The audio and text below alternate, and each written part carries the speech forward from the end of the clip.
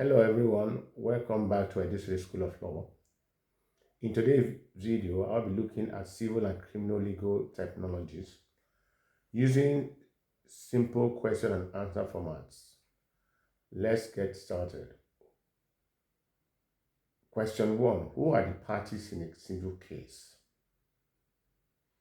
In a civil case, the person who brings the action is called the claimant, while the person being sued is called the defendant.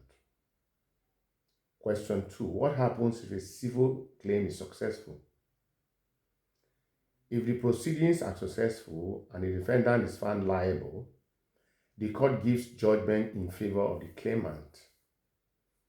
The judgment may be an order to the defendant to pay damages in terms of money, transfer property, do or refrain from doing something. This is called an injunction, or fulfill contractual obligations known as specific performance.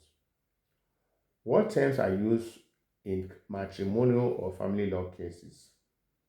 In matrimonial proceedings within the family division in the UK, the parties are called the petitioner and the respondent. The relief sought usually concerns the dissolution of a marriage. The proceedings may result in a decree of divorce, beginning with a decree nisi and ending with a decree absolute. What are the parties called in judicial review proceedings? In judicial review proceedings against the government or certain public authorities, known as judicial review applications, the parties are still referred to as the claimant and the defendant, regardless of whether the court is asked to issue a mandatory order, a prohibiting order, or a quashing order. Now, let's turn to criminal terminology. How are crimes classified? Criminal offenses are divided into three main categories: indictable offenses, summary offenses, and offenses triable either way. Now, what are indictable offenses? Indictable offenses are the most serious crimes. They are tried by a judge and jury in the Crown Court in England or in Nigeria before the State High Court or the Federal High Court of the FCT. Now, what are summary offenses? Summary offenses are less serious crimes and are tried by magistrate in a magistrate's court without a jury. What does offenses triable either way mean? These are intermediate offenses that may be tried either in the magistrate court in Nigeria or in the Crown Court in England, depending on the seriousness of the offense and statutory conditions. Who are the parties in a criminal case? In criminal proceedings, the case is brought by a prosecutor against a defendant. If the prosecution is successful, the result is called conviction. What punishments can follow a conviction? A defendant found guilty may receive a fine, probation, or other non-custodial sentences, imprisonment, including life imprisonment, or in some cases, the defendant may be discharged without punishment. What is an indictment? An indictment is a formal document presented to the Crown Court and signed by the clerk of the court. It may contain several charges known as counts. What does it mean to be charged or indicted?